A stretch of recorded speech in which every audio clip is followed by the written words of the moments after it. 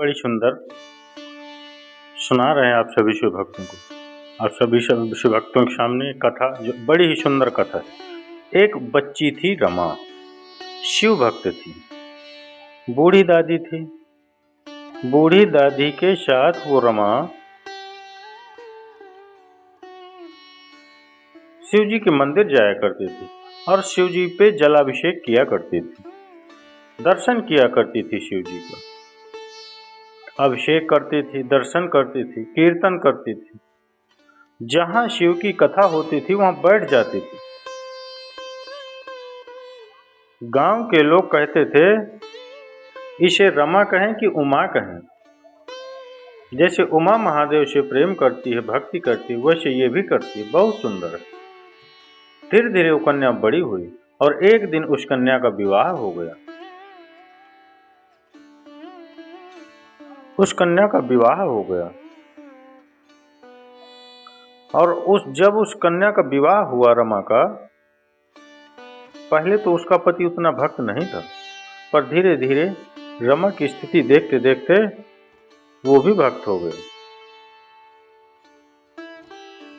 वो भक्त हो गया, उसके एक बेटा भी हो गया। बेटा होने पर यह संयोग ही है, क्या कहें, भाग्य है अथवा जो भी आप समझें। बेटा हुआ, कुछ समय बाद उसके पति का देहांत हो गया। पहले तो अपनी माँ का बड़ा ध्यान रखता था, उसका पुत्र बहुत ध्यान रखता था। फिर माँ ने जैसे तैसे करके अपने पति के चले जाने पर भी बड़े रात दिन मेहनत कर करके अपने बेटे को पढ़ाया। बच्चे लोग ध्यान दें, तुम जो हो ना वो आप अपने आप से नहीं हो। तुम्हारे माँ बाप ने तुम्हें यहाँ तक पहुँचाने में बड़ी मेहनत करी। मैं बार बार कहता हूँ, कभी अपने माँ बाप का दिल मत दुखाओ।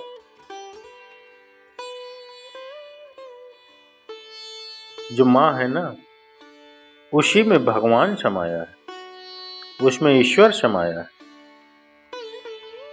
अपनी माँ को दुख क्यों दें? वो बच्चा ही क्या जो अपने माँ बाप को दुख दे।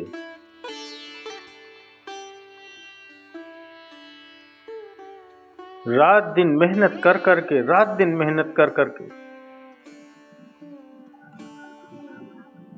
उसने अपने बेटे को पढ़ाया, पढ़ा लिखा कर उसे अच्छी जॉब दिलवाई। और जब उसको अच्छी जॉब मिल गई तो उसका विवाह भी हो गया। विवाह हो गया और विवाह में एक पढ़ी लिखी, जब बेटा पढ़ा लिखा है तो पढ़ी लिखी बहू भी आ गई। और पढ़ी लिखी बहू आ गई तो बस, पढ़ी लिखी बहू को क्या चाहिए?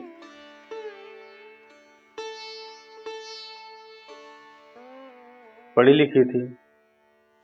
अब क्या करे, जब पति चला जाए जॉब में तो पीछे से सास से लड़े, और जब पति आ जाए तो सास के साथ अच्छा बर्ताव करे। माँ रमा के विषय शिव भक्त थी, और शिव भगवान के जो भक्त हो, कृष्ण भक्त हो, राम भक्त हो, शिव भक्त हो, उनका एक स्वभाव होता है, वो किसी की बुराई को किसी से शेयर नहीं करते। बुराई छोड़ो, उसका काम। और प्लस माँ तो फिर ये चाहती है कि चलो मैं सह लूँ, मेरे बेटे को क्यों तंग करूँ, मैं इस बात को अपने बेटे को बताऊँ, बेटा भी दुखी होगा तो नहीं, ये ठीक नहीं। कोई बात नहीं, बहू जी मुझसे कहती है कहे, कोई बात नहीं।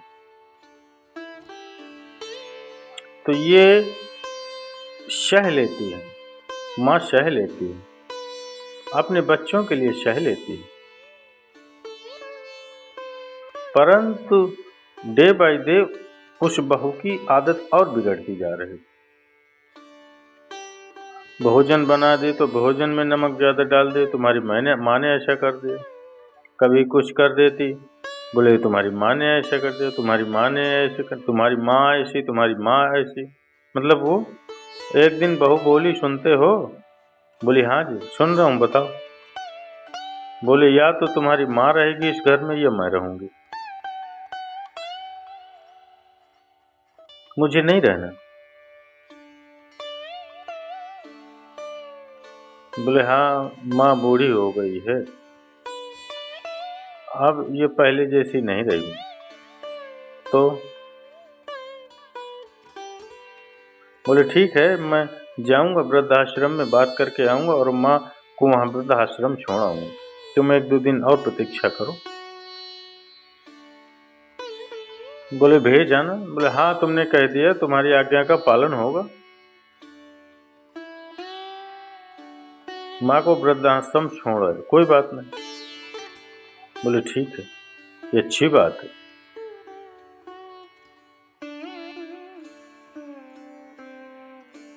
ये बात माँ ने सुन ली।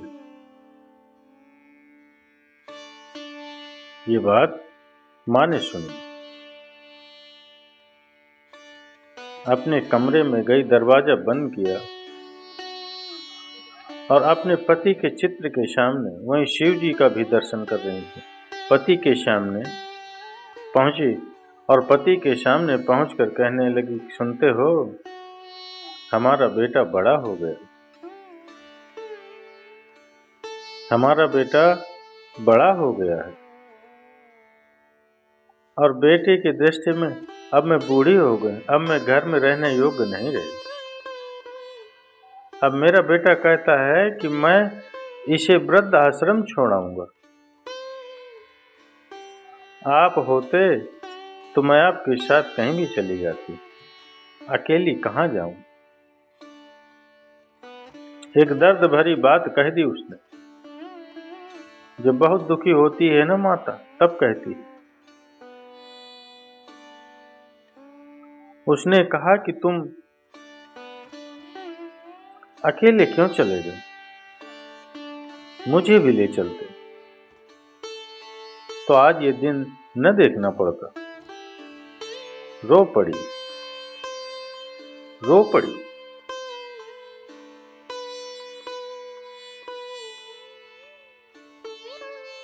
अचानक से उस तस्वीर में से आवाज आई, क्यों रोती हो रमा, तुम्हें नहीं रोना चाहिए, क्यों रोती हो, रो नहीं। बोले रो न तो क्या कर, आश्रय में पड़ गई बेचारी, इधर उधर देखने लगी, आवाज कहाँ से आ रही। बोले तुम समझो, ये तुम जो शिव भक्ति करती हो, इसी का प्रभाव है कि मैं आज तुम्हें बोलने में सक्षम हूँ, मैं बोल सकूं और तुम सुन सको। इसमें मेरा प्रभाव नहीं है, ये तुम्हारी शिव भक्ति का प्रभाव है। भोलेनाथ ने मुझे भेजा है तुम्हारे दुख को देखकर। रमा के पति कहते हैं इस बात को। तस्वीर में से आवाज आ रही है,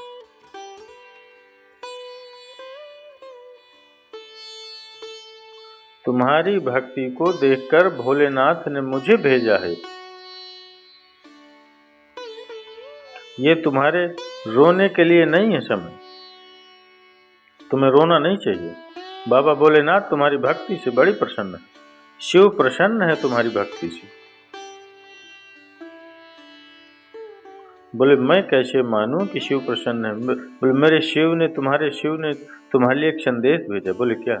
उस अलमारी का जब पट तुम खोलोगी, उस अलमारी का जब तुम खोलोगी, उस अलमारी में तुम जो मांगोगी तुम्हें वही मिलेगा, लेकिन एक ही बार मांगना।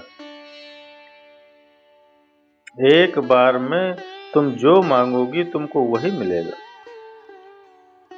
और मैं तो तुमसे यही कहूंगा कि तुम बहुत सारा पैसा मांगो, बहुत सारा पैसा।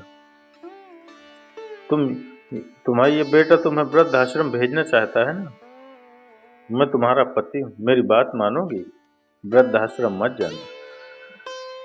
तो बोले हमारा गांव में एक घर है ना, वो पुरानी सी झोपड़ी जहां हम और तुम रहते थे, इस पैसे को लेकर तुम उस झोपड़ी में चली जाओ।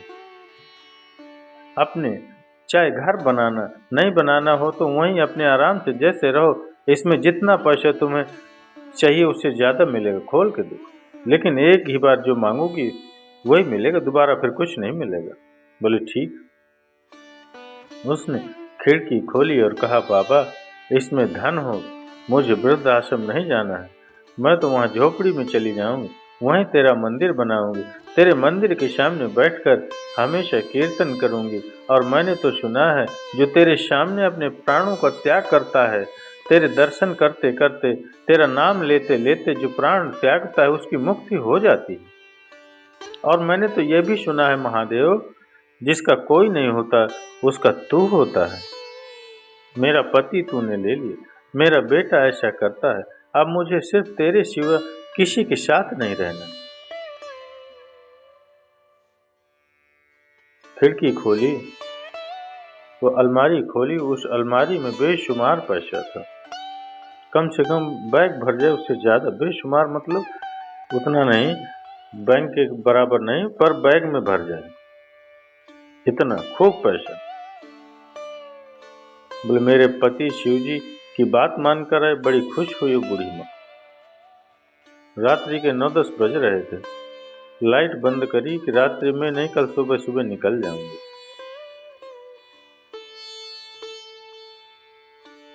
बैग में पैसा भर रही थी, उसकी बहू देख रही,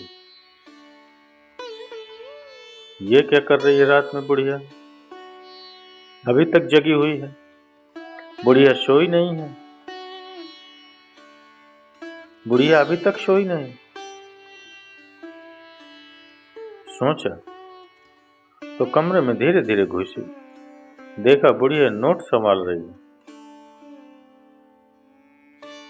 नोट संभाल रही है। अभी उसको ये भी पता था कि मेरे पास इतने नोट थे ही नहीं। दौड़ी दौड़ी गई, सुनते हो सुनते हो, अजी सुनते हो, हम नहीं जानते थे तुम्हारी माँ ऐसी है।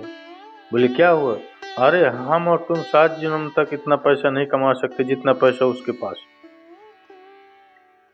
इतना पैसा लेके बैठी हुई और हमारी हेल्प नहीं करती तुम्हारी माँ। मैं तो कहती हूँ पैसा चुरा लो, धक्का मारो, इसे धक्का मारो, इसे वृद्धाश्रम भी मत भेजो, इतनी कपटी है, इसने बताया नहीं इसमें पैसा है।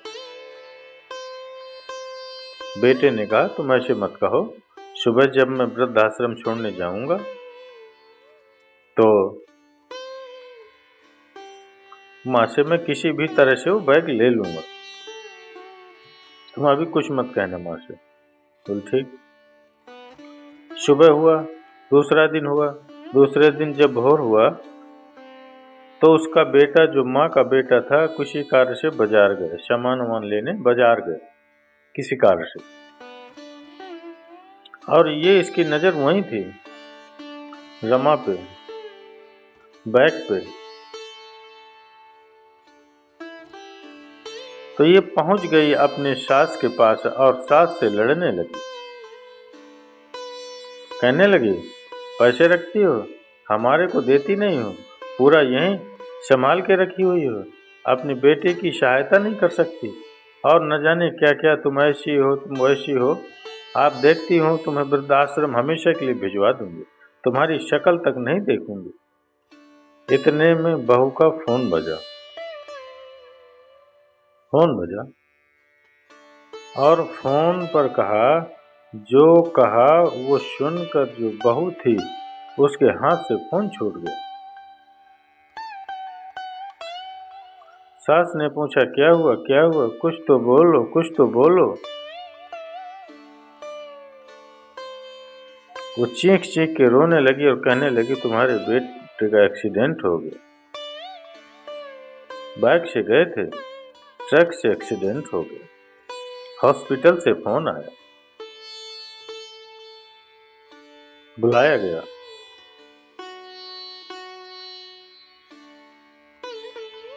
माँ पर क्या बीती होगी ये तो माँ ही जानती हो, हम तो बयां भी नहीं कर सकते। वो रोने लगी बड़ी जोर जोर से, बहू जाने के लिए दौड़ रही थी। इतने में माँ वो बैग लेकर पैसे वाला उस अलमारी के पास पहुंची और कहने लगी महादेव, ये जो तुमने पैसा मुझे दिया है ना, इसे वापस ले लो, मुझे ये पैसा नहीं चाहिए, अगर मेरी भक्ति से आप थोड़ी भी प्रसन्न हैं तो कृपा कर दो, मेरा बेटा ठीक हो जाए। ये माँ किसके लिए प्रार्थना कर रही थी? जो बेटा वृद्धाश्रम भेजने की तैयारी कर रहा था, जो बेटा वृद्धाश्रम भेजने की बात कर रहा था अपनी माँ को, वो माँ अपने बेटे के लिए कह रही है कि ये सारा पैसा जो तुमने भेजा है ना, ये रख लो अपने पास, पर मेरे बेटे को कुछ नहीं होना चाहिए, मेरा बेटा सुरक्षित कर दो। आप हाथ जोड़कर प्रार्थना करती हूँ। अलमारी में पैसा रखा और पैसा अदृश्य हो गया। दौड़ी दौड़ी गई बहू के साथ माँ अपने बेटे के पास हॉस्पिटल, और जब हॉस्पिटल में पहुंची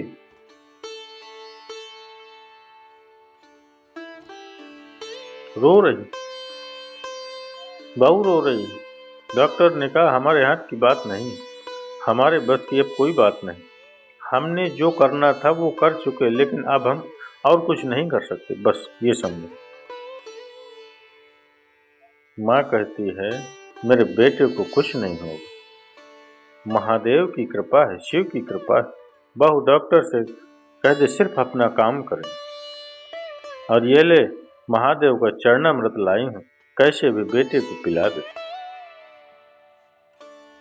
माँ का विश्वास देखिए, महादेव पर भक्ति किस हद तक है उस माँ की, उस विश्वास को देखें।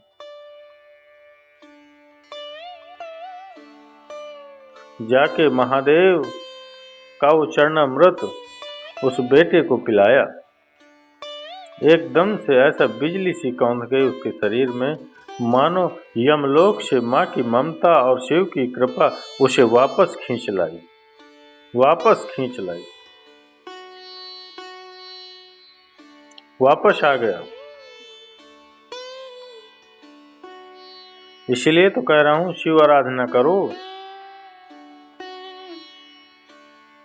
जो इस ब्रह्मांड में तुम्हें कोई नहीं दे सकता, वो तुम्हारा महादेव तुमको देगा, तुम्हारा शिव तुमको दे। अरे तुम बहुत धनवान लोग हो भाई, तुम्हारे ऊपर साक्षात महादेव की कृपा, तुम्हारे इष्ट की कृपा, कृष्ण की कृपा है।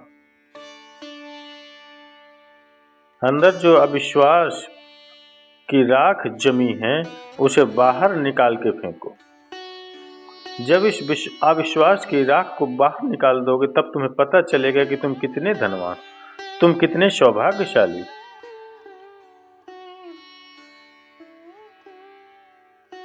कुछ दिन में बेटा ठीक हुआ। माँ महादेव के सामने नित्य इसी मंत्र का जाप करती है।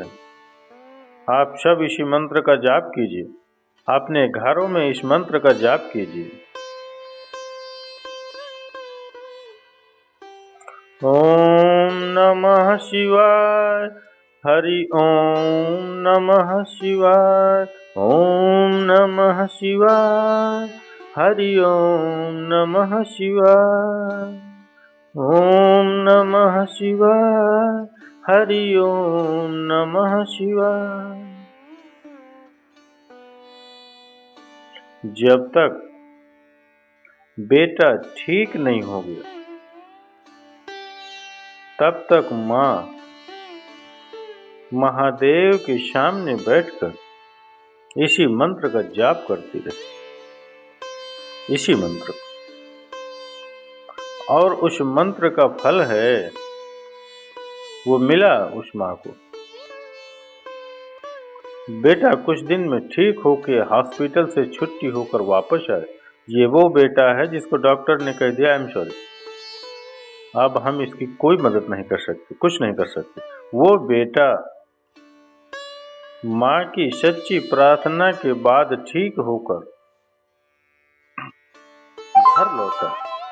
जब बेटा घर लौटा, माँ ने देखा, माँ बड़ी प्रसन्न हुई, बड़ी प्रसन्न हुई। 1-2 दिन और रही और माँ ने बैग उठाया और अपने बेटे से कहने लगी, बेटा तो मुझे वृद्धाश्रम छोड़ने जा रहा था, मैंने निश्चय किया है, क्योंकि तुम्हारे यहाँ रहने से तुमको तकलीफ होती है, इसलिए मैंने निश्चय किया है कि मैं यहाँ तो नहीं रहूंगी, पर वृद्धाश्रम नहीं जाऊंगी। तेरे पिताजी ने और हमने एक झोपड़ी में अपने जीवन की शुरुआत की थी, अपने गांव में। वहीं जा रहे हैं। प्रसन्न रहना, अपना ध्यान रखना। और हाँ, वो जो बैग में पैसे थे ना, वो जिसके थे उसको दे दिए। उसके बदले में मैंने तुझको मांग लिया। खुश रहना।